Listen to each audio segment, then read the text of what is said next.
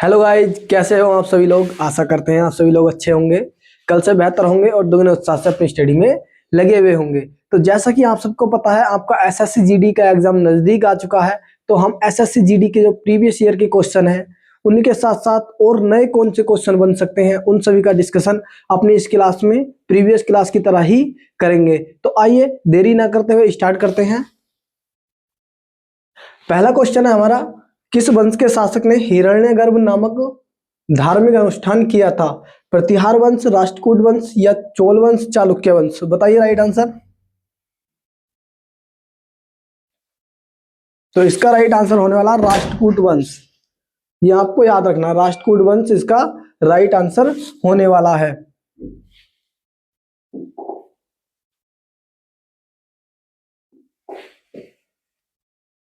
राष्ट्रकूट वंश right answer होने वाला। राष्ट्रकूट वंश का संस्थापक दंती दुर्ग था। दंती दुर्ग ने राष्ट्रकूट वंश की स्थापना की और इसने ये चालुक्यों के अधीन थे। चालुक्यों को हराकर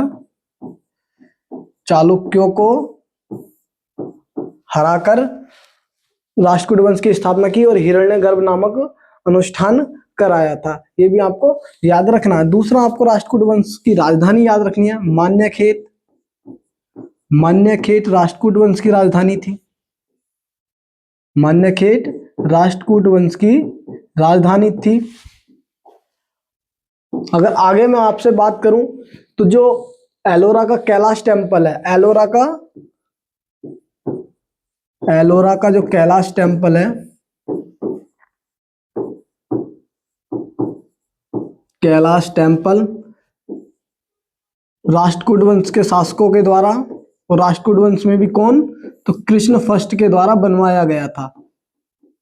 कृष्ण फर्स्ट के द्वारा बनवाया गया था। और ये एक ही पत्थर को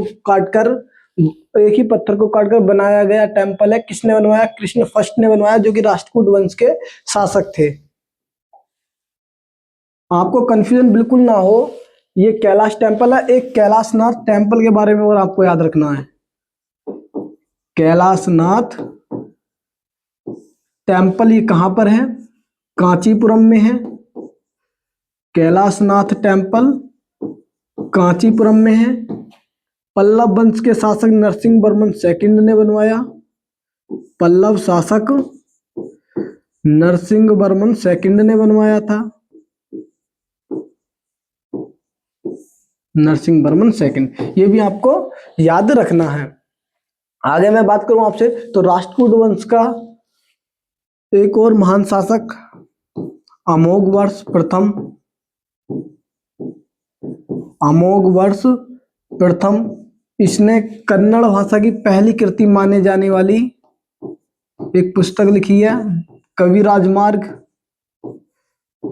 कवि राजमार्ग कन्नड़ भाषा की पुस्तक है और किसके द्वारा लिखी गई? अमोघवर्ष के द्वारा लिखी गई थी। ये भी आपको याद रखना है। आगे में और कौन सा क्वेश्चन हमारा यहां से बन सकता है, तो आगे जो त्रिपक्षीय संघर्ष हुआ था, त्रिपक्षीय संघर्ष हुआ था कन्नौज को लेकर। कन्नौज को लेकर त्रिपक्षीय संघर्ष हुआ था। आपसे पूछ ले कौन कौन से वंशों ने इसमें पार्टिसिपेट किया था, तो पाल वंश इसमें इंक्लूड था। पाल वंश, गुज्जर प्रतिहार वंश, गुज्जर प्रतिहार वंश, और जो तीसरा वंश इसमें शामिल था वो राष्ट्रकूट वंश ने भी त्रिपक्षीय संघर्ष में भाग लिया था। ये किसको हुआ था? तो कन्नौज को लेकर हुआ था। कन्नौज से आप याद रखना, कन्नौज को पूरब का गिरास भी कहा जाता है, क्योंकि ये इत्र उद्योग के लिए फेमस है। गुजरात के कच्छ में प्रसिद्ध रण उत्सव का आयोजन किस समय किया जाता है? मार्च से जून तक, जुलाई से सितंबर तक, नवंबर से फरवरी तक, केवल अक्टूबर के महीने में? बताइए राइट आंसर। नवंबर में स्टार्ट होता है ये। ओके, नवंबर में स्टार्ट होता है, फरवरी तक चलता है।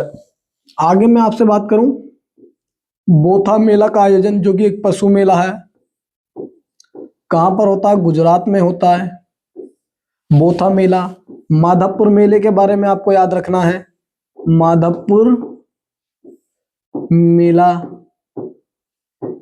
ये भगवान कृष्ण और माता रुक्मणी के विवाह का जश्न मनाने के लिए माधवपुर मेले का आयोजन गुजरात में किया जाता है।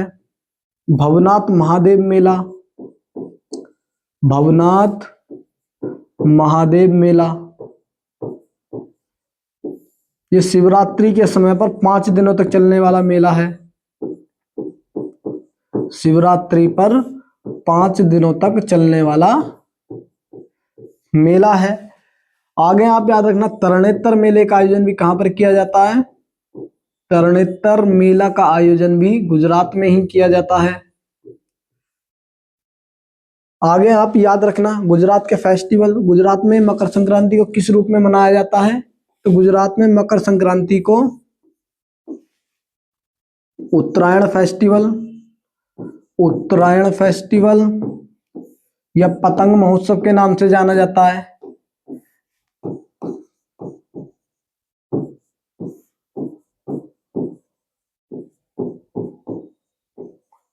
जाना जाता है। गुजरात का नववर्ष आपको याद रखना, गुजरात में नववर्ष को किस नाम से जाना जाता है? तो बैस्तु बरस के नाम से गुजरात में नववर्ष को जाना जाता है, बैस्तु बरस के नाम से। आपको याद रखना, मोढेरा नृत्य महोत्सव का आयोजन कहां पर किया जाता है? तो मोढेरा नृत्य महोत्सव का आयोजन भी गुजरात में ही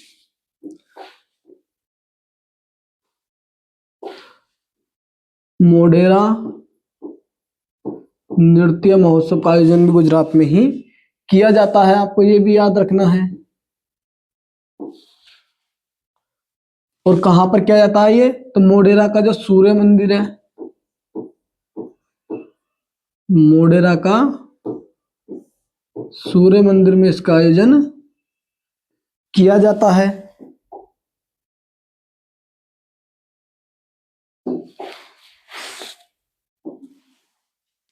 2011 की जनगणना के अनुसार भारत के किस राज्य में पुरुष और महिलाओं की साक्षरता दर के बीच सर्वाधिक अंतर पाया गया है? उत्तर प्रदेश, बिहार, राजस्थान, मध्य प्रदेश। तो राजस्थान में सर्वाधिक अंतर पाया गया है। राजस्थान में महिला की साक्षरता दर और पुरुष की साक्षरता दर में सर्वाधिक अंतर पाया गया है। अगर मैं आपसे बात करूं, भारत की ओवरऑल साक्षरता दर कितनी है? तो 74.04% भारत की ओवरऑल साक्षरता दर है। भारत की और भारत में सर्वाधिक साक्षर राज्य कौन सा है? तो भारत में सर्वाधिक साक्षर राज्य की बात की जाए तो केरल भारत में सर्वाधिक साक्षर राज्य है। दूसरा पूछ ले आपसे, सबसे कम कौन सा है? तो बिहार की साक्षरता सबसे कम है, बिहार की साक्षरता सबसे कम है। आगे अब हम बात करें आपसे जनगणना की। जनगणना से आप याद रखना,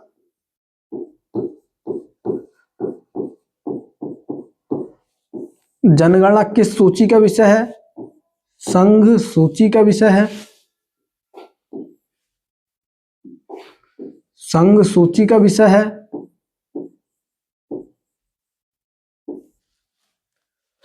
आगे आपको जनगणना और जनसंख्या में कंफ्यूज नहीं होना। जनगणना संघ सूची का विषय है, जबकि जनसंख्या की अगर हम बात करें तो जनसंख्या समवर्ती सूची का विषय है। जनसंख्या नियंत्रण या जनसंख्या से संबंधित जो भी कानून बनते हैं वो समवर्ती सूची का विषय है, समवर्ती सूची का विषय है। अगर आपसे पूछ ले भारत में पहली जनगणना कब हुई थी? तो पहली जो जनगणना है 1872 में हुई, मेयो के शासनकाल में हुई थी, मेयो के शासनकाल में। अगर आपसे पूछ ले 10 के आधार पर, 10 के आधार या जिसे वैज्ञानिक आधार बोला जाता, कब हुई? 1881 में हुई थी, रिपन के शासनकाल में, रिपन के शासनकाल में। और पहले जनगणना आयुक्त कौन थे?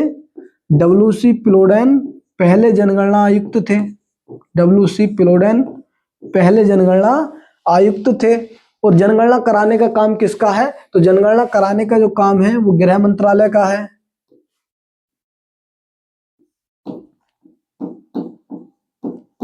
गृह मंत्रालय का काम है जनगणना कराने का। आगे आपको याद रखना है, गृह मंत्रालय जनगणना कराता है। जनगणना संघ सूची का विषय, जनसंख्या संवर्धित सूची का विषय क्लियर है आपको। दूसरा, अगर आपसे पूछ ले भारत में जनगणना का जनक किसे कहा जाता है, तो भारत में जनगणना का जनक अगर आपसे पूछ ले हेनरी बाल्टर को कहा जाता है। हेनरी बाल्टर को भारत में जनगणना का जनक कहा जाता है। पूछ ले अगर महान विभाजक वर्ष किसे कहा जाता है, महान विभाजक वर्ष मतलब जब भारत की जनसंख्या बढ़ने की बजाय घट गई थी, तो ऐसा हुआ था 1921 में। 1921 को महान विभाजक वर्ष के रूप में भी जाना जाता है। अगर आपसे पूछ ले स्वतंत्र भारत में पहली जनगणना कब हुई, तो स्वतंत्र भारत में पहली जनगणना 1951 में हुई। पूछ ले किस अधिनियम से हुई थी, 1948 के जनगणना अधिनियम या जनसंख्या अधिनियम से, जनगणना अधिनियम से हुई थी। ये भी आपको याद रखना है। और ओवरऑल कौन सी जनगणना थी, ये ओवरऑल 8वीं जनगणना थी, 8वीं जनगणना। और बात करें हम स्वतंत्र भारत में पहले जनगणना आयुक्त कौन थे, तो पहले जनगणना आयुक्त की बात की जाए तो ईट्स महोदय को पहला जनगणना आयुक्त बनाया गया था, लेकिन इनकी क्या थी, इनकी डेथ हो गई थी। तब अगर आपसे पूछ ले आर.ए. गोपाला स्वामी को, आर.ए. गोपाला स्वामी। अगर आपसे पूछ ले स्वतंत्र भारत में पहले जनगणना आयुक्त जो कि भारतीय थे, तब आपका आर.ए. गोपाला स्वामी राइट आंसर होने वाला है। या अगर आपसे ऐसे पूछ ले कि भारत के पहले भारतीय जनगणना आयुक्त आर.ए. गोपाला स्वामी। अभी 2011 में जो जनगणना हुई है कौन से नंबर की थी, वो 15वें नंबर की थी, और स्वतंत्र भारत की 7वें नंबर की थी। डीसी चंद्रमौली, डीसी चंद्रमौली उस समय पर क्या थे, जनगणना आयुक्त, जनगणना आयुक्त थे। ये भी आपको याद रखना है। दूसरा आपको क्या याद रखना है, तो वर्तमान में जनगणना आयुक्त कौन है, तो वर्तमान में जनगणना आयुक्त है मृत्युंजय कुमार नारायण, मृत्युंजय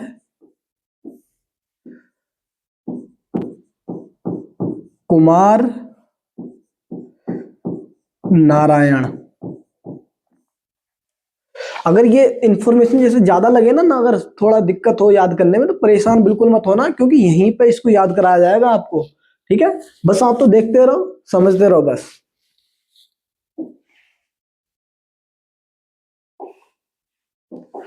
जल में निलंबित ठोस पदार्थों की बढ़ी हुई सांद्रता और उनका तली पर इकट्ठा होना किस प्रकार के प्रदूषण की समस्या कहलाता है, तापीय प्रदूषण, रेडियोधर्मी प्रदूषण, गाद या ध्वनि प्रदूषण। तो इसका राइट आंसर होगा गाद, गाद इसका राइट आंसर होने वाला है। और ये जल प्रदूषण का संकेतक है। जल प्रदूषण से और कौन कौन सी बीमारी होती है, सबके बारे में अध्ययन करते हैं हम। तो जल में यदि नाइट्रेट, नाइट्रेट का प्रदूषण हो, नाइट्रेट की अधिकता से ब्लू बेबी सिंड्रोम हो जाता है, ब्लू बेबी सिंड्रोम हो जाता है। आपको याद रखना है आगे, जल में कैडमियम प्रदूषण की वजह से कौन सी बीमारी होती है, इटाई इटाई रोग होता है। कैडमियम प्रदूषण की वजह से इटाई इटाई रोग होता है। आगे आप याद रखना, पारा जो Hg होता है, पारे की वजह से मिनीमाता डिजीज, मिनीमाता डिजीज हो जाता है, डिसीज हो जाता है। और पानी में यदि आर्सेनिक की अधिकता हो जाए, आर्सेनिक की अधिकता, आर्सेनिक का जो प्रदूषण है उसे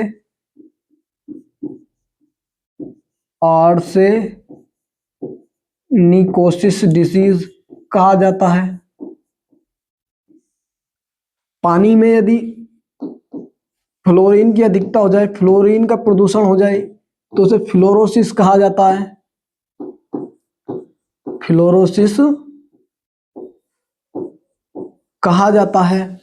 अब आपको एक क्वेश्चन याद रखना है, Hg पारे से, पारा कमरे के ताप पर द्रव अवस्था में पाई जाने वाली धातु है, कमरे के ताप पर द्रव अवस्था में पाई जाने वाली धातु। फिर ये धातु है। यदि आपसे अधातु पूछ ले, कंफ्यूजन यही क्लियर करना, अगर अधातु आपसे पूछ ले तब आपका राइट आंसर होने वाला है ब्रोमीन। कमरे के ताप पर द्रव अवस्था में पाई जाती है, ब्रोमीन होने वाला है।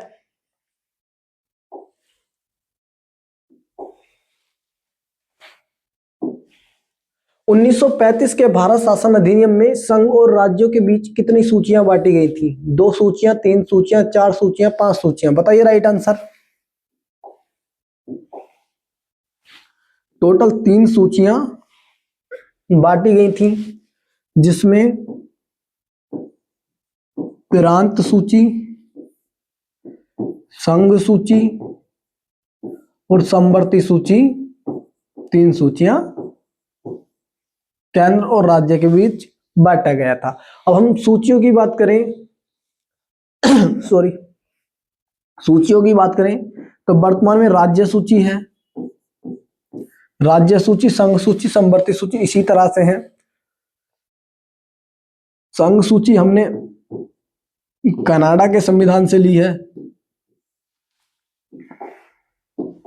समवर्ती सूची ऑस्ट्रेलिया के संविधान से ली है, ऑस्ट्रेलिया के संविधान से ली है। राज्य सूची में टोटल कितने विषय थे? वर्तमान में जो है 66 विषय थे मूल संविधान में।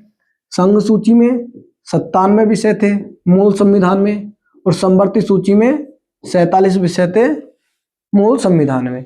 ठीक, उसके बाद 42वां संविधान संशोधन किया गया, 42वां कॉन्स्टिट्यूशनल अमेंडमेंट 1976। इसके द्वारा राज्य सूची से 5 विषय निकालकर समवर्ती सूची में शामिल कर दिए गए।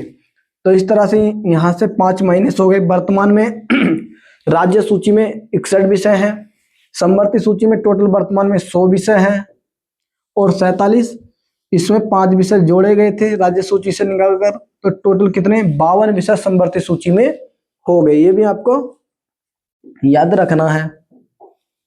आगे अगर मैं आपसे बात करूं, जो 1935 का भारत शासन अधिनियम है, उसके द्वारा 1937 में बर्मा एक नया देश बना, बर्मा नया देश बना। आगे आप याद रखना, जो प्रांतों में द्वैध शासन था, प्रांतों में द्वैध शासन, उसको केंद्र में लगा दिया गया, केंद्र में लगा दिया गया। दूसरा आपको याद रखना है, 1935 में ही 1 अप्रैल 1935 को 1 अप्रैल 1935 को आरबीआई की स्थापना की गई, हिल्टन यंग कमीशन की सिफारिश पर, हिल्टन यंग कमीशन की सिफारिश पर। और यदि आपसे पूछ ले जब RBI reserve bank of India की स्थापना की गई, उस समय पर आरबीआई के पास कितनी पूंजी थी, तब आपका राइट आंसर होने वाला 5 करोड़ की पूंजी के साथ इसे स्थापित किया गया था। पहले जो इसके गवर्नर बनाए गए थे, ओसबोर्न स्मिथ को इसका पहला गवर्नर बनाया गया। और पहले भारतीय अगर आपसे पूछ ले तो सीडी देशमुख पहले भारतीय गवर्नर थे आरबीआई के।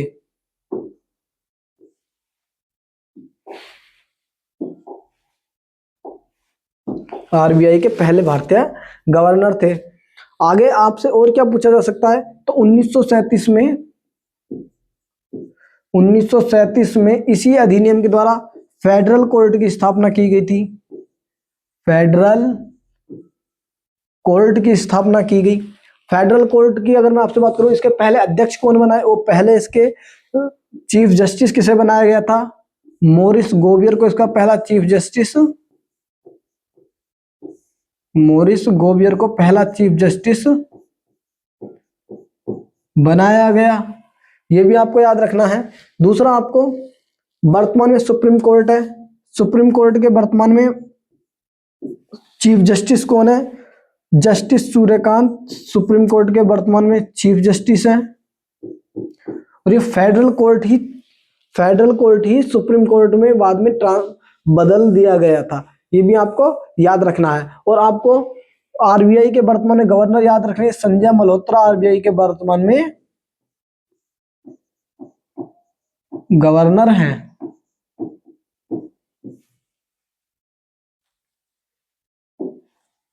भारत में फसलों के लिए न्यूनतम समर्थन मूल्य की सिफारिश कौन सा संगठन करता है? भारतीय रिजर्व बैंक, नाबार्ड, कृषि लागत और मूल्य आयोग, भारतीय खाद्य निगम।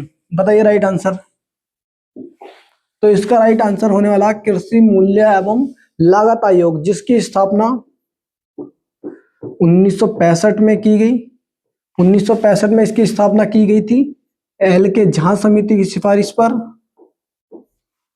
एल के झा समिति की सिफारिश पर कृषि मूल्य एवं लागत आयोग की स्थापना की गई। और अगर आपसे पूछ ले इसके पहले अध्यक्ष किसको, तो एम.एल. दंतवाला इसके पहले अध्यक्ष बनाए गए थे। और वर्तमान में अगर आपसे अध्यक्ष पूछ ले कृषि मूल्य एवं लागत आयोग के, तो विजयपाल शर्मा वर्तमान में इसके अध्यक्ष हैं। अब ये करता क्या, कृषि मूल्य लागत आयोग ये एमएसपी डिसाइड करता है और उस पर जो अंतिम मोहर है वो प्रधानमंत्री की अध्यक्षता वाली कमेटी के द्वारा लगाई जाती है। वर्तमान में टोटल कितनी फसलों की एमएसपी जारी की जाती है, तो गन्ना सहित टोटल 23 फसलों की MSP minimum support price decide किया जाता है। आगे आपको याद रखना है, इस एमएसपी पर जो भी गेहूं, चावल या जो भी फसल होते हैं उसको खरीदने का काम कौन करता है? भारतीय खाद्य निगम करता है, जिसकी स्थापना 1964 के अधिनियम से, 1964 के एक्ट से 1965 में की गई। और इसका अगर मुख्यालय आपसे आप पूछ ले तो मुख्यालय न्यू दिल्ली में इसका मुख्यालय है। और उसके बाद इसे खरीदने के बाद ये बफर स्टॉक में उसे स्टोर कर लेता है। और अभी जो राशन बढ़ता है, नहीं राशन में जो अनाज आता है उसको देने का काम भी भारतीय खाद्य निगम के द्वारा ही किया जाता है। राशन सामग्री उपलब्ध कराने का कार्य खाद्य निगम के द्वारा सॉरी। नाबार्ड की हम आपसे बात करें, नाबार्ड की स्थापना 1982 में की गई। शिवरमन समिति की सिफारिश पर की गई। शिवरमन समिति की सिफारिश पर नाबार्ड की स्थापना की गई। मुंबई में इसका मुख्यालय है, मुंबई में मुख्यालय है। और आपको याद रखना वर्तमान में केवी साजी इसके अध्यक्ष हैं। केवी साजी वर्तमान में अध्यक्ष हैं। रिजर्व बैंक के बारे में मैंने आपको अभी बताया। रिजर्व बैंक का आप एक पॉइंट यहां लिख दीजिए, 1 जनवरी 1949 को आरबीआई का राष्ट्रीयकरण किया गया। आरबीआई का नेशनलाइजेशन किया गया। और नेशनलाइजेशन क्या होता है, कोई भी प्राइवेट कंपनी नेशनलाइजेशन करने के बाद सरकारी हो जाती है। कब किया गया? 1 जनवरी 1949 को किया गया। दूसरा इससे एक पॉइंट आप और याद रखना, जो पहला डीमोनेटाइजेशन, पहली नोटबंदी कब की गई थी आरबीआई के द्वारा? 1946 में की गई। 1946 में की गई। और उस समय पर गवर्नर आपसे पूछ लेता तो गवर्नर कौन थे? सीडी देशमुख गवर्नर थे। भारत का महान्यायवादी अटॉर्नी जनरल किसे कानूनी मामलों पर सलाह देता है? भारत के राष्ट्रपति को, भारत सरकार को, उच्चतम न्यायालय को, लोकसभा अध्यक्ष को। बताइए राइट आंसर।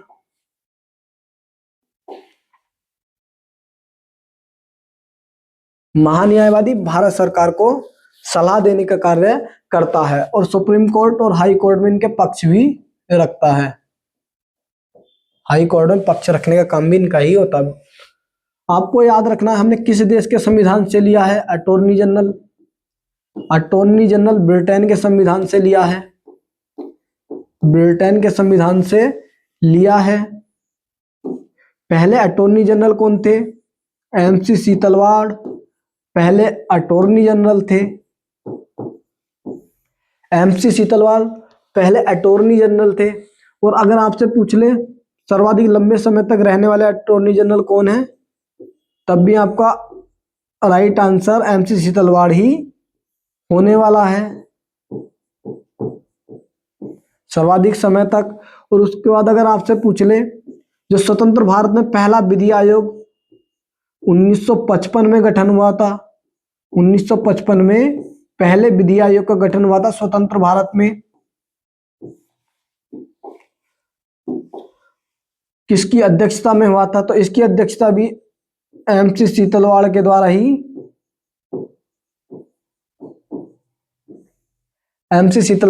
ही की गई थी। और वर्तमान में कौन सा विधि आयोग चल रहा है? तो वर्तमान में 23वां विधि आयोग चल रहा है और 23वें विधि आयोग के अध्यक्ष कौन है? दिनेश माहेश्वरी 23वें विधि आयोग के अध्यक्ष हैं। ये आपको याद रखना है। आपको याद रखना अटॉर्नी जनरल से वर्तमान में आर वेंकटरमणी है, आर वेंकटरमणी।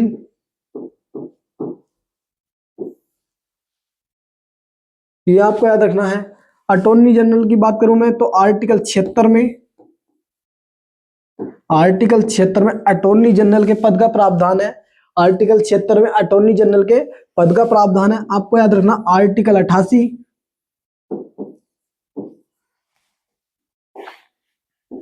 आर्टिकल 88 के द्वारा जो अटॉर्नी जनरल होता है उसे संसद के किसी भी सदन में भाग लेने का अधिकार है, बोलने का अधिकार है, लेकिन मत देने का अधिकार नहीं है। और जो संसद के मंत्री होते हैं उन्हें भी संसद के किसी भी सदन में भाग लेने का अधिकार है और बोलने का अधिकार है, लेकिन वोट केवल वो अपने उसी सदन में दे सकते हैं जिस सदन के वो मंत्री हैं। लेकिन अटॉर्नी जनरल किसी भी सदन में मत नहीं दे सकता, केवल भाग ले सकता है और बोल सकता है। आर्टिकल 88 इस बात का प्रावधान करता है। केंद्र में हो गया अटॉर्नी जनरल। राज्य की बात करें हम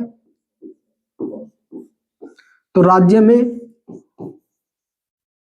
आर्टिकल 165 से होता है एडवोकेट जनरल, एडवोकेट जनरल जिसे बोलते हैं महाधिवक्ता, महाधिवक्ता बोला जाता है। आगे मैं आपसे बात करूं एडवोकेट जनरल की, आर्टिकल 165 में प्रावधान है इसका। आर्टिकल 177 और आप याद रखना, आर्टिकल 177 से राज्य में जहां पर विधान परिषदें हैं और जहां सभी राज्यों में लगभग विधानसभाएं हैं तो राज्य की विधानसभा और विधान परिषद में किसी भी बैठक में भाग ले सकता है और बोल सकता है। ये आप याद रखना। इसी की तरह है जैसे आर्टिकल 88 है, लेकिन मत देने का अधिकार नहीं है, मत देने का अधिकार नहीं है। अंतरराष्ट्रीय हॉकी मैदान की चौड़ाई कितनी होती है? 50 गज, 60 गज, 75 गज या 100 गज? इसका राइट आंसर होगा 50 नहीं, इसका राइट आंसर होगा 60 गज यानी कि 55 मीटर। अगर हम लेंथ की बात करें तो लेंथ 91.4 मीटर होती है। गज की बात करें 100 गज होता है, 100 गज होता है। और ये नियम इंटरनेशनल हॉकी फेडरेशन के द्वारा बनाए गए हैं, इंटरनेशनल हॉकी फेडरेशन के द्वारा बनाए गए हैं, जिसकी स्थापना 1924 में की गई और मुख्यालय ल्यूसाने में है, मुख्यालय ल्यूसाने में है। वर्तमान में यदि एफआईएच के अध्यक्ष आपसे पूछ ले तैयब इकराम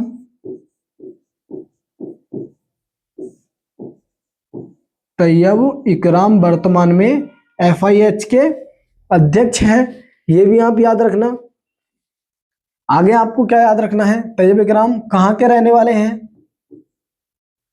मकाऊ के रहने वाले हैं। और भारत का जो इंडियन हॉकी फुटबॉल फेडरेशन है आईएचएफ है, उसकी स्थापना कब की गई? 1925 में की गई थी। 1925 में हॉकी फेडरेशन की स्थापना की गई थी और इसे 2008 में समाप्त कर दिया गया। 2008 में समाप्त कर दिया गया। 2009 में हॉकी इंडिया का गठन किया गया। हॉकी इंडिया का वर्तमान में जो हॉकी की संस्था कार्यरत है वो हॉकी इंडिया है, और इसके जो वर्तमान में अध्यक्ष हैं दिलीप टर्की, वर्तमान में हॉकी इंडिया के अध्यक्ष हैं। दूसरा आपको याद रखना है, FIH का सदस्य बनने वाला पहला गैर यूरोपीय देश कौन सा है? तो पहला गैर यूरोपीय देश, गैर यूरोपीय देश भारत है, और कब बना? 1928 में बना था। ये भी आपको याद रखना है। दूसरा, भारत ने अभी तक हॉकी में कितने गोल्ड मेडल जीते हैं? हॉकी ओलंपिक में कितने गोल्ड मेडल जीते हैं? तो भारत ने हॉकी में टोटल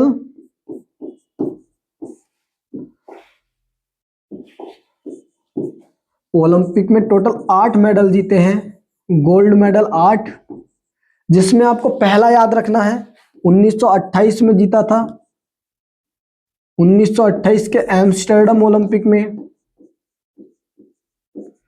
एम्स्टर्डम ओलंपिक में जीता। और इसके जो कप्तान थे वो किनको बनाया गया था? जयपाल सिंह, जयपाल सिंह को कप्तान बनाया गया था। और यदि आपसे पूछ ले स्वतंत्र भारत में हॉकी में पहला गोल्ड मेडल किसने जीता? तो 1948 में जीता था। कहां पर हुआ था? ये लंदन में हुआ। और इसके कैप्टन पूछ ले आपसे तो किशन लाल को हॉकी टीम का कैप्टन इसमें बनाया गया था, इन्होंने ही नेतृत्व किया था लंदन ओलंपिक में। उसके बाद यदि आपसे पूछ लिया जाए कि भारत ने अंतिम बार हॉकी में गोल्ड मेडल हॉकी ओलंपिक में कब जीता, तो लास्ट टाइम की बात करें हम आपसे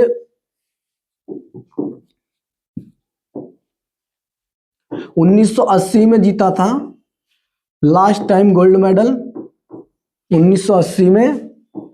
और कहां पर? तो मास्को ओलंपिक। ये ओलंपिक मास्को में हुए थे, जो कि रूस की राजधानी है मास्को, और मास्को से पूछ ले मोस्कावा नदी के किनारे पर है मास्को, ये भी आपको याद रखना है, मोस्कावा नदी के किनारे पर है। आगे आपको क्या याद रखना है? इसके कैप्टन कौन थे? तो वासुदेव भास्करन,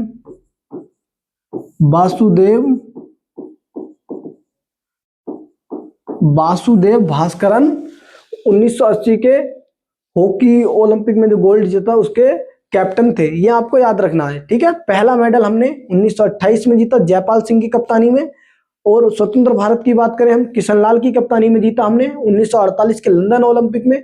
और यदि हम बात करेंगे अंतिम गोल्ड मेडल हॉकी में, अंतिम गोल्ड मेडल हमने 1980 में जीता, मास्को में जीता, और उसके कैप्टन आपसे पूछ ले वासुदेव भास्करन को बनाया गया था। विष्णु पुराण और उस पर लिखी गई टीकाओं के अनुसार चंद्रगुप्त मौर्य की माता का क्या नाम था?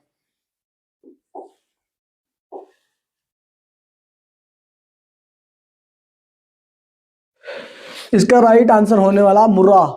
ये एक शिकारी की बेटी थी, शिकारी की बेटी थी, ये भी आपको याद रखना है, शिकारी की बेटी थी। मौर्य वंश का संस्थापक किसको कहा जाता है? तो मौर्य वंश के संस्थापक अगर आपसे पूछ ले चंद्रगुप्त मौर्य मौर्य वंश के संस्थापक थे। और चंद्रगुप्त को चंद्रगुप्त मौर्य बनाने में जो फेमस हाथ है वो किनका है? चाणक्य का, चाणक्य का, जिन्हें हम विष्णुगुप्त के नाम से भी जानते हैं, विष्णुगुप्त के नाम से भी जाना जाता है, या इन्हीं को कौटिल्य भी कहा जाता है, कौटिल्य भी कहा जाता है। और इनके द्वारा एक बहुत ही फेमस पुस्तक अर्थशास्त्र पुस्तक लिखी गई है, अर्थशास्त्र लिखी गई है। आगे आपको याद रखना, जैसे चंद्रगुप्त मौर्य है घनानंद वंश के अंतिम शासक, नंद वंश के अंतिम शासक घनानंद को समाप्त करके चंद्रगुप्त मौर्य ने मौर्य वंश की स्थापना की थी। इसकी जो जानकारी है हमें वो मुद्रा राक्षस से प्राप्त होती है, मुद्रा राक्षस से प्राप्त होती है। और आपको याद रखना मुद्रा राक्षस किसके द्वारा लिखा गया? तो विशाख दत्त के द्वारा मुद्रा राक्षस लिखा गया है। आगे आपको याद रखना है चंद्रगुप्त मौर्य के समय पर ही यूनानी राजदूत सेल्यूकस निकेटर ने भेजा था। सेल्यूकस निकेटर ने भेजा था। कौन? मैगस्थनीज आया था। मैगस्थनीज आया था और मैगस्थनीज ने एक बहुत ही फेमस पुस्तक लिखी है, इंडिका। इंडिका पुस्तक। और अपनी इस इंडिका पुस्तक में भारत को 7 वर्गों में विभाजित, 7 वर्गों में विभाजित या 7 भागों में विभाजित बताया है। ये भी आपको याद रखना है। सेल्यूकस निकेटर का ये राजदूत था, किसके दरबार में आया था? चंद्रगुप्त मौर्य के दरबार में आया था। और सेल्यूकस निकेटर ने अपनी पुत्री का विवाह, हेलेना का विवाह किसके साथ किया था? चंद्रगुप्त मौर्य के साथ विवाह किया था।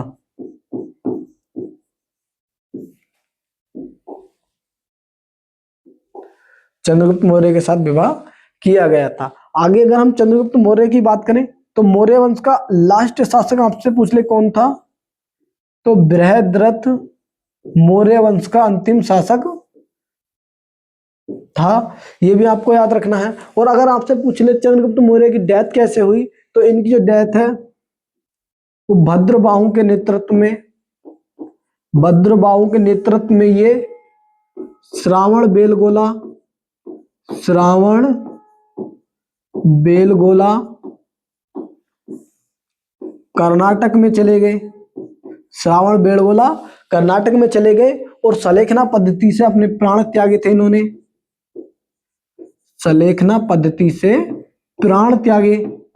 और ये सलेखना पद्धति होती क्या है? तो सलेखना पद्धति में व्यक्ति अपने अंतिम समय में खाना पीना सब छोड़ देता, उसे ही सलेखना पद्धति कहा जाता है। इससे किसकी डेथ हुई थी? चंद्रगुप्त मौर्य ने प्राण त्यागे थे। कहां पर? कर्नाटक के श्रावण बेलगोला में। और भद्रबाहु के नेतृत्व में ये वहां पर गए थे। टाइम आउट होने के नियम किस खेल में लागू होता है? फुटबॉल, हॉकी, क्रिकेट या बैडमिंटन? बताइए राइट आंसर।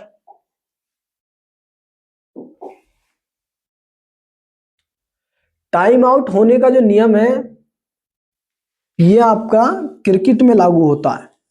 क्रिकेट में लागू होता है। और ये नियम है क्या? तो इस नियम में ऐसे समझिए आप, जैसे एक खिलाड़ी आउट हो गया, ठीक है, एक खिलाड़ी आउट हो गया, उससे जो अगला खिलाड़ी है वो कितने समय में आना चाहिए? तो आईसीसी ने जो नियम बनाए हैं, आईसीसी के नियमों के अनुसार ओडीआई में एक खिलाड़ी के आउट होने पर दूसरा खिलाड़ी 2 मिनट के भीतर तैयार हो जाना चाहिए अपनी क्रीज पर आकर। ठीक है, बैट लेकर तैयार हो जाना चाहिए। अगर ऐसा नहीं होता तो उसको आउट दे दिया जाता। और इस तरह से आउट होने वाले पहले व्यक्ति कौन थे? Angelo Mathews. Angelo Mathews time out के नियम से, यानी जो टाइम आउट है इस नियम से ये आउट हुए थे। कहां के हैं ये? श्रीलंका के हैं। श्रीलंका के हैं और पहले हैं इस नियम के तहत आउट होने वाले। ये नियम किसने बनाए? आईसीसी ने बनाए हैं। आईसीसी ने ये नियम बनाए हैं। दूसरा, किसके खिलाफ हुए थे आउट? ये बांग्लादेश के खिलाफ। बांग्लादेश के खिलाफ आउट हुए थे। ये भी आपको याद रखना है। आगे अगर मैं बात करूं आईसीसी की, तो आईसीसी की स्थापना 1909 में की गई। जब इसकी स्थापना की गई तब इसका मुख्यालय लंदन में बनाया गया था। लंदन में बनाया गया था। लेकिन 2005 के बाद आईसीसी का मुख्यालय कहां पर? दुबई में कर दिया गया। दुबई में आईसीसी का मुख्यालय कर दिया गया। और आईसीसी की अगर मैं आपसे बात करूं, वर्तमान में अध्यक्ष कौन है? जय शाह वर्तमान में इसके अध्यक्ष हैं। जय शाह वर्तमान में इसके अध्यक्ष हैं। ये भी आपको याद रखना है। और भारत में क्रिकेट का प्रतिनिधित्व कौन करता है? बीसीसीआई करता है। बीसीसीआई भारत में क्रिकेट का प्रतिनिधित्व करता है, जिसकी स्थापना 1928 में की गई। 1928 में बीसीसीआई की स्थापना की गई। बीसीसीआई का मुख्यालय कहां पर है? वानखेड़े स्टेडियम। वानखेड़े स्टेडियम मुंबई में बीसीसीआई का मुख्यालय है। आगे आपको याद रखना, बीसीसीआई के वर्तमान में अध्यक्ष कौन है? तो मिथुन मनहास। मिथुन मनहास वर्तमान में अध्यक्ष हैं, ये भी आपको याद रखना। और सचिव अगर आपसे पूछ ले वर्तमान में, सचिव देवाजीत सेकिया वर्तमान में इसके सचिव हैं। बीसीसीआई के एक बहुत ही फेमस खिलाड़ी हैं जिनके द्वारा one century is not enough पुस्तक, one century is not enough लिखी गई है, इनके बारे में आप याद रखना। सौरभ गांगुली, सौरभ गांगुली ने लिखी है one century is not enough.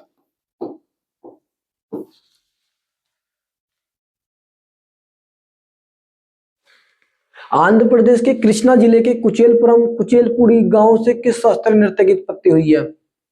5 February 2025 shift second का क्वेश्चन है। भरतनाट्यम, मोहिनीअट्टम, कुचिपुड़ी, कथकली, बताइए राइट आंसर।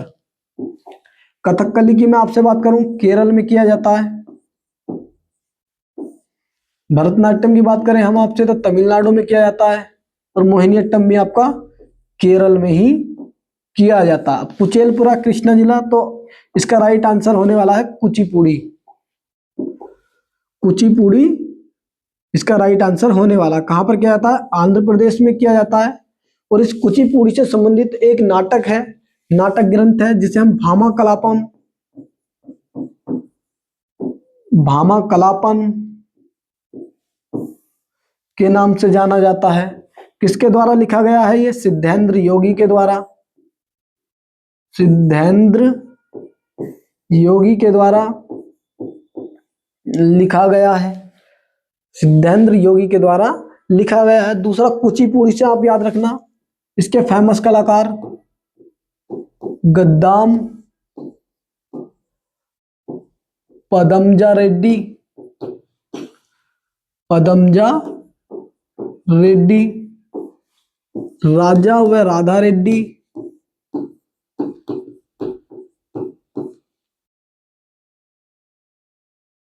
राजा व राधा रेड्डी। स्वपन सुंदरी के बारे में आपको ध्यान रखना है, स्वपन सुंदरी एंड वेम्पति, वेम्पति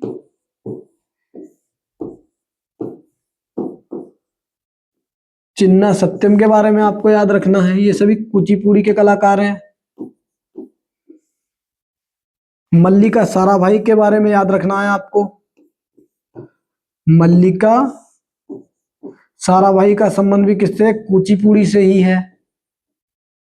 मल्लिका साराभाई का संबंध कुचिपुड़ी से ही है। सिद्धेंद्र योगी के बारे में आप जरूर याद रखना, भामा कलापन, इनका ये नाटक ग्रंथ है, किससे संबंधित है? कुचिपुड़ी से संबंधित है। और कहां पर? आंध्र प्रदेश में किया जाता है।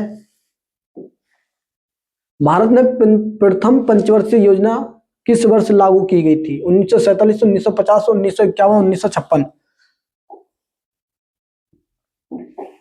बताइए राइट आंसर। तो इसका राइट आंसर 1951 होने वाला है, 1951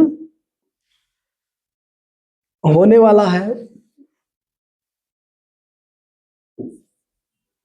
कृषि पर आधारित थी। इसका अगर मॉडल आपसे पूछ ले, हेराल्ड डोमर मॉडल पर बेस्ड थी, हेराल्ड डोमर मॉडल पर बेस्ड थी। आगे याद रखना, जो इसका प्रस्ताव है, जो ड्राफ्ट तैयार किया था इसका प्रस्ताव के.एन. राज के द्वारा रेडी किया गया था, के.एन. राज के द्वारा रेडी किया गया था। दूसरा आपको याद रखना है, प्रथम पंचवर्षीय योजना में ही सामुदायिक विकास कार्यक्रम, सामुदायिक विकास कार्यक्रम की शुरुआत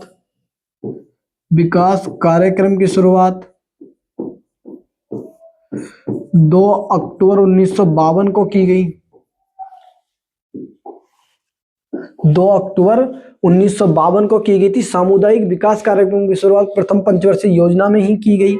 आगे आपको याद रखना है, अभी विश्वविद्यालय यूजीसी आयोग यूजीसी के जो नए नियम आए बहुत ही चर्चा में है, तो यूजीसी से क्वेश्चन आपसे पूछा जा सकता है।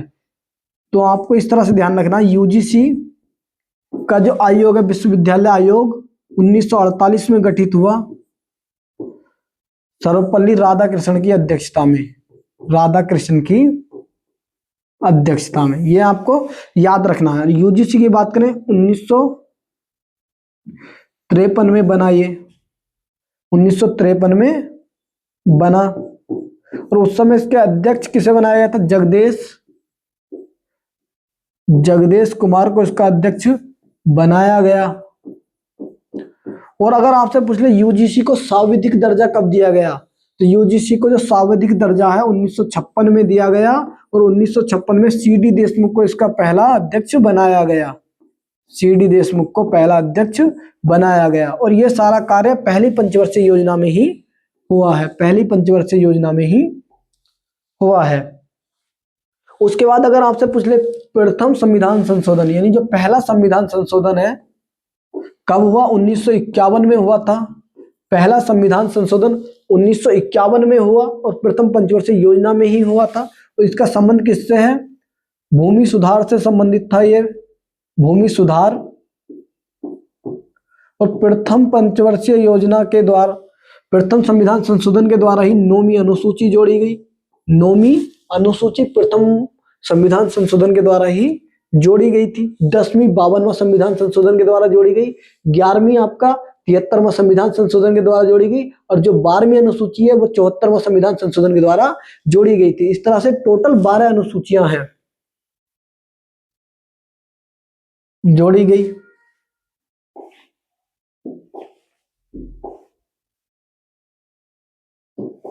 आगे आपको क्या याद रखना है?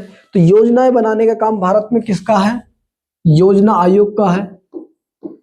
योजना आयोग योजना बनाने का कार्य करता है, जिसकी स्थापना 15 मार्च 1950 को की गई।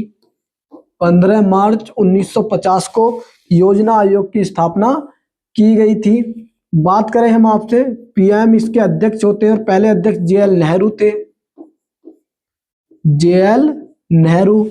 बात करें उपाध्यक्ष की, तो इसके उपाध्यक्ष को कैबिनेट मंत्री के समक्ष दर्जा प्राप्त होता है, गुलजारी लाल नंदा। गुलजारी लाल नंदा। और अगर आपसे पूछ ले अंतिम उपाध्यक्ष इसके कौन थे? लास्ट उपाध्यक्ष मोन्टेक सिंह अहलूवालिया। मोन्टेक सिंह अहलूवालिया, ये आपको याद रखना है, अंतिम उपाध्यक्ष थे। कौन सी अंतिम पंचवर्षीय योजना? अगर आपसे पूछ ले 12वीं पंचवर्षीय योजना थी, 2012 से 2017 तक चली, 2017 तक। अब इस वर्तमान में योजना आयोग प्रचलन में नहीं है। योजना आयोग को बंद करके नीति आयोग बनाया गया है। नीति आयोग बनाया गया है। नीति आयोग के आप पहले अध्यक्ष की बात करें तो पीएम नरेंद्र मोदी, नरेंद्र मोदी है। आगे आपको क्या याद रखना है? पीएम नरेंद्र मोदी है। आगे आपको याद रखना है इसके पहले उपाध्यक्ष कौन है? अरविंद पनगड़िया को इसका पहला उपाध्यक्ष बनाया गया। अरविंद पनगड़िया को बनाया गया। आगे आपको याद रखना है पहले इसके सीईओ, नीति आयोग के पहले सीईओ की बात करें हम तो सीईओ सिंधु श्री खुल्लर को बनाया गया। सिंधु श्री खुल्लर को बनाया गया। ये भी आपको याद रखना है। भारतीय राष्ट्रीय कांग्रेस के किस अधिवेशन में भारत छोड़ो प्रस्ताव पारित किया गया था? वर्धा अधिवेशन, बंबई अधिवेशन, कलकत्ता अधिवेशन, लाहौर अधिवेशन। बताइए राइट आंसर। इसका राइट आंसर होगा बंबई अधिवेशन। ध्यान दीजिए मेरी बात पर, कंफ्यूज बिल्कुल नहीं होना। वर्धा अधिवेशन में महात्मा गांधी के द्वारा इस भारत छोड़ो प्रस्ताव को पेश किया गया था, लेकिन पास नहीं हुआ था। पास की बात करें हम तो बंबई अधिवेशन में पास हुआ था, और किसने प्रस्तुत किया था? यहां पर जवाहरलाल नेहरू के द्वारा प्रस्तुत किया गया था। भारत छोड़ो आंदोलन की अगर मैं आपसे बात करूं, कहां से स्टार्ट हुआ था? ग्वालियर टैंक, जिसे अभी अगस्त क्रांति मैदान के नाम से भी जाना जाता है। अगस्त क्रांति मैदान के नाम से जाना जाता है।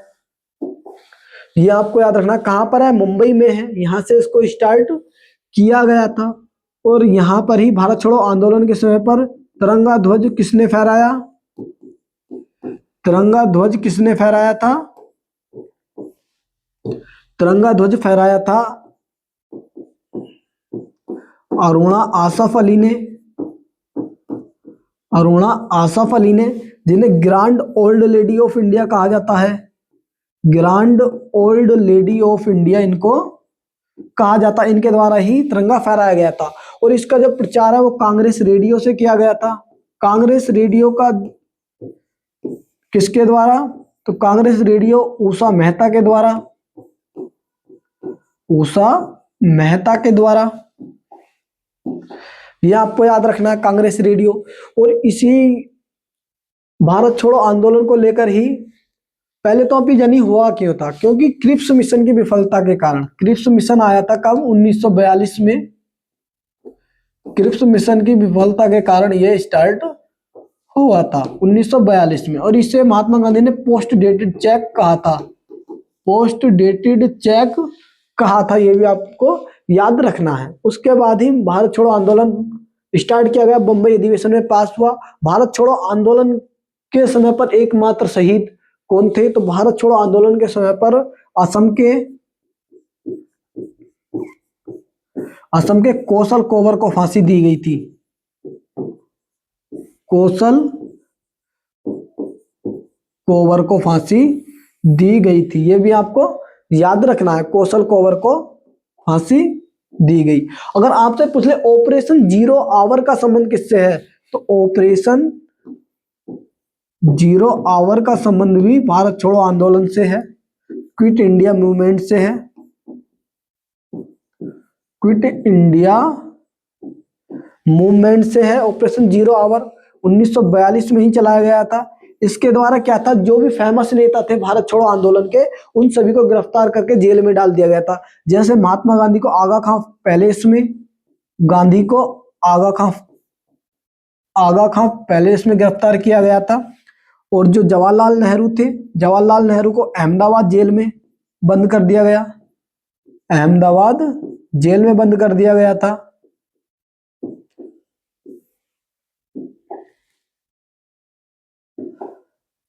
और इस समय यदि भारत छोड़ो आंदोलन के समय पर यदि आपसे पूछ ले, भारत छोड़ो आंदोलन पूछ ले आपसे कि किस गवर्नर जनरल के समय पर स्टार्ट हुआ था, तो ये लिन लिथगो के समय पर स्टार्ट हुआ था। ये भी आपको याद रखना है, लॉर्ड लिन लिथगो के समय पर स्टार्ट हुआ था। वर्धा अधिवेशन में तो जो भारत छोड़ो आंदोलन का प्रस्ताव पेश किया गया था, पास नहीं हुआ, पास बंबई अधिवेशन में हुआ। कलकत्ता अधिवेशन से आप याद रखना, कांग्रेस के सर्वाधिक अधिवेशन 10 अधिवेशन कलकत्ता में हुए हैं। पहला अधिवेशन की अध्यक्षता नरोजी के द्वारा, दादा भाई नरोजी के द्वारा की गई थी। दादा भाई नरोजी के द्वारा की गई थी। 1886 में हुआ था। कहां पर हुआ? कलकत्ता में हुआ। और दादा भाई नरोजी को grand old man of India कहा जाता है, जबकि grand old lady of India Aruna Asaf Ali को कहा जाता है। यह भी आपको याद रखना है। लाहौर से आपको एक बहुत ही महत्वपूर्ण पॉइंट याद रखना है। लाहौर अधिवेशन की अध्यक्षता किसने की थी? जो 1929 में हुआ था, इसकी अध्यक्षता, और लाहौर रावी नदी के किनारे पर है। रावी नदी के किनारे पर है।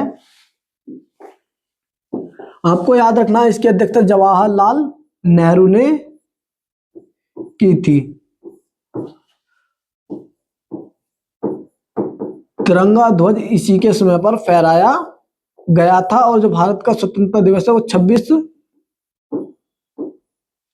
जनवरी 1930 को घोषित किया गया था। ये भी आपको याद रखना है। आगे अगर मैं आपसे बात करूं तो जो ये 1929 का लाहौर अधिवेशन है, इसी के समय पर पूर्ण स्वराज का प्रस्ताव पारित हुआ था। पूर्ण स्वराज का प्रस्ताव पारित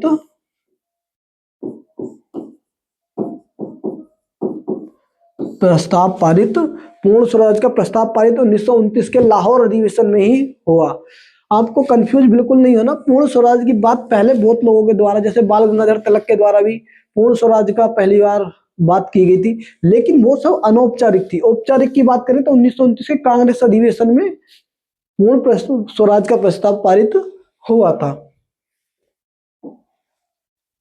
भारत की वर्तमान राष्ट्रपति द्रौपदी मुर्मू राष्ट्रपति बनने से पहले किस राज्य की पहली महिला राज्यपाल के रूप में कार्यरत थी? उड़ीसा, बिहार, झारखंड, छत्तीसगढ़। बताइए राइट आंसर।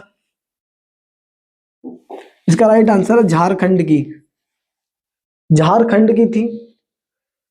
पहले आप ये जानिए, गवर्नर को नियुक्त किसके द्वारा किया जाता है? गवर्नर को प्रेसिडेंट नियुक्त करते हैं, प्रेसिडेंट नियुक्त करते हैं। किस आर्टिकल के तहत? आर्टिकल 155 के तहत। ये आपको याद रखना है, नियुक्त किए जाते हैं। झारखंड की पहली महिला राज्यपाल थी। दूसरा आपको क्या याद रखना है? तो जी द्रौपदी मुर्मू है। अगर आपसे पूछे स्वतंत्र भारत में पैदा होने वाले, स्वतंत्र भारत में पैदा होने वाले तो फर्स्ट प्रेसिडेंट कौन है, एकमात्र प्रेसिडेंट कौन है, तब आपका राइट आंसर होगा द्रौपदी मुर्मू। द्रौपदी मुर्मू का जो जन्म है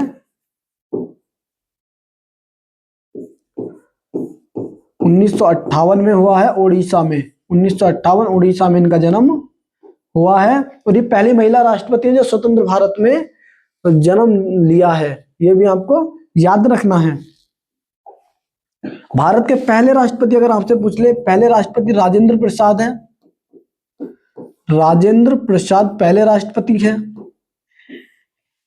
राजेंद्र प्रसाद से आपको इंडिया डिवाइडेड पुस्तक याद रखनी है, इंडिया डिवाइडेड पुस्तक याद रखनी है। इन्हें चंपारण का गांधी भी कहा जाता है। आगे याद रखना है, सर्वाधिक लंबा कार्यकाल यदि किसी राष्ट्रपति का है, सर्वाधिक लंबा कार्यकाल, तब आपका राइट आंसर होने वाला है डॉक्टर राजेंद्र प्रसाद। और यदि सबसे छोटा कार्यकाल आपसे पूछ ले किस राष्ट्रपति का है, छोटा कार्यकाल जाकिर हुसैन का है। जाकिर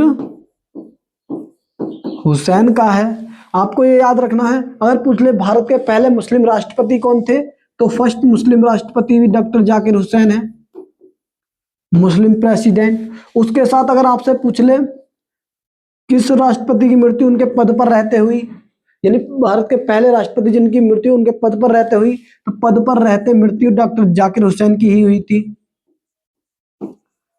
पद पर मृत्यु डॉक्टर जाकिर हुसैन की हुई, ये आपको याद रखना है। आगे अगर आपसे पूछ ले भारत के पहले कार्यवाहक राष्ट्रपति कौन थे, तो जाकिर हुसैन की मृत्यु पर ही वीवी गिरी को पहला कार्यवाहक राष्ट्रपति बनाया गया, कार्यवाहक राष्ट्रपति बनाया गया था। उसके बाद आपको याद रखना है, भारत के पहले न्यायाधीश जिन्हें कार्यवाहक राष्ट्रपति बनाया गया, तो मोहम्मद हिदायतुल्लाह को बनाया गया था।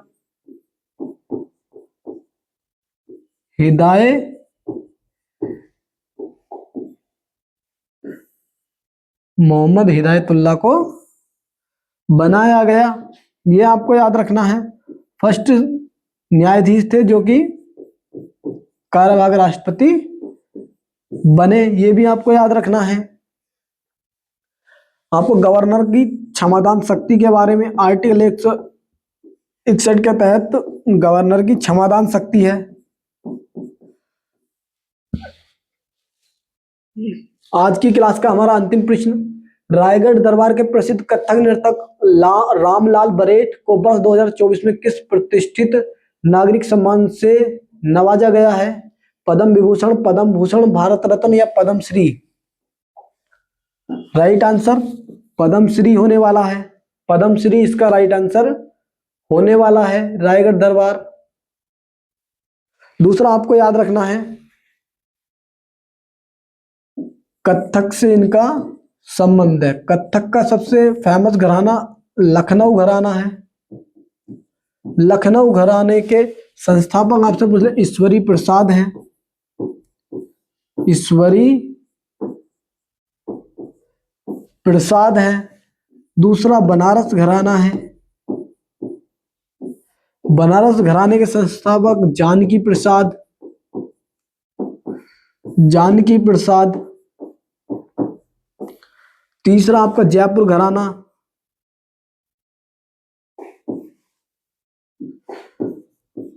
जयपुर घराना है, तो आपको जयपुर घराने से याद रखना है। इसके भानु जी हैं, भानु जी। आपको कंफ्यूज बिल्कुल नहीं होना, जो कथक का जयपुर घराना है उसके संस्थापक भानु जी हैं, लेकिन जो एक जयपुर अतरौली घराना जो कि गायन से संबंधित है, जयपुर अतरौली घराना, उसको भी जयपुर घराना ही कहा जाता है। इसके संस्थापक कौन है? तो अल्लाह दिया खान है, अल्लाह दिया खान, अल्लाह दिया खान है, ये भी आपको याद रखना है। रायगढ़ दरबार प्रसिद्ध कथक रामलाल बरेट, तो रायगढ़, जो रायगढ़ दरबार है छत्तीसगढ़ में है, छत्तीसगढ़ में महाराजा चक्रधर सिंह के द्वारा स्टार्ट किया गया था।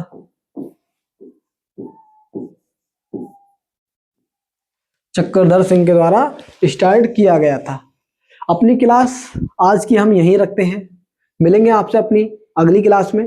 तब तक के लिए आप इसे देखते रहिए, पढ़ते रहिए, समझते रहिए, और याद कराने की जिम्मेदारी तो हमारी है ही। ठीक है, धन्यवाद, आपका दिन शुभ हो।